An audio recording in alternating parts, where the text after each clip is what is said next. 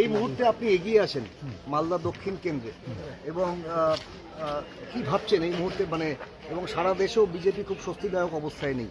হ্যাঁ, না যে লাগছে যে আমি তাই বললাম আমাদের লিডাররা রাহুল গান্ধী এবং আমাদের এআইসিসি প্রেসিডেন্ট খার্গেজি ওরাও বললো যে এইগুলো পোলিং ঠিক নেই, মানে হয়তো পেড চ্যানেল অনেক হয়ে গেছে দেশে, তো যে রেজাল্ট আমরা দেখছি খুব মানে কাছাকাছি হয়ে যাচ্ছে, মানে এখন মাঝে মাঝে বিজেপি না এনডিএ বিজেপি ছেড়ে দেন এনডিএ 270 হয়তো পৌঁছাতে পারবে না, মাঝে মাঝে মানে যে ভ্যারি করছে সারাদিন।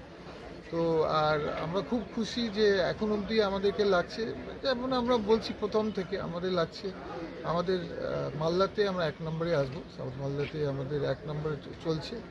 আর যেভাবে আমরা বিভিন্ন কাউন্টিং রুম থেকে খবর পাচ্ছি আমাদের লিড আরও বাড়বে কিছুদিনের মধ্যে। ওয়েস্ট বেঙ্গলে তৃণমূলের বিরুদ্ধে আপনারা লড়েছেন, যদিও ইন্ডিয়া জোটে তৃণমূল আছে, কিন্তু পশ্চিমবঙ্গে তৃণমূল সুইপ করেছে এবং সেখানটায় আপনাদের পিসিসি প্রেসিডেন্ট মিস্টার চৌধুরী তিনিও পিছিয়ে আছেন, কীভাবে দেখছেন? দেখুন, অধীরবাবু হচ্ছে একটা আমাদের লড়াইকো লিডার, তো আমার মনে হয় কাউন্টিংটা শেষ হয়েছে, এমন হতে পারে যে উনি, আমার আশা আছে উনি জিতবেন শেষে, মানে ফুল কাউন্টিং তো হয়নি, আরও অনেক রাউন্ড বাকি আছে, তো উনি একটা সব ওয়েল নোন লিডার, সবাই চিনে ওনাকে, আমার মনে হয় উনি শেষে উনি।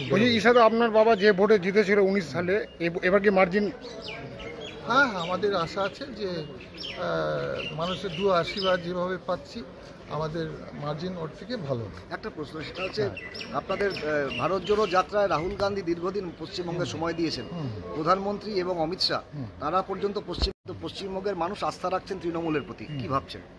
সেটা আমি বলবো আগে কাউন্টিংটা শেষ হয়ে যায় তো হতে পারে, কিন্তু মেন ভালো খবর হচ্ছে যে আমাদের যে অ্যালায়েন্স যে আছে ইন্ডিয়া অ্যালায়েন্স, তো ফিগারটা বাড়ছে এটা সবচেয়ে খুশি খবর যে ইন্ডিয়া অ্যালায়েন্সের ফিগার গোটা দেশে বাড়ছে, তো এমন হতে পারে যে আমাদের সরকারেও আসতে পারে, এটা আমাদের আশা আছে যে হতে পারে। আপনার বাবার সঙ্গে কোনো কথা হয়েছে এখনো? না, এখানে তো ফোন অ্যালাউ নেই, যতক্ষণ আমি বেরোতে পারছি না, মোবাইল অ্যালাউ নেই, তো আমি বাবার কাছে যাব, দেখি একটু আরও মার্জিনটা বাড়ুক তারপরে যাবো।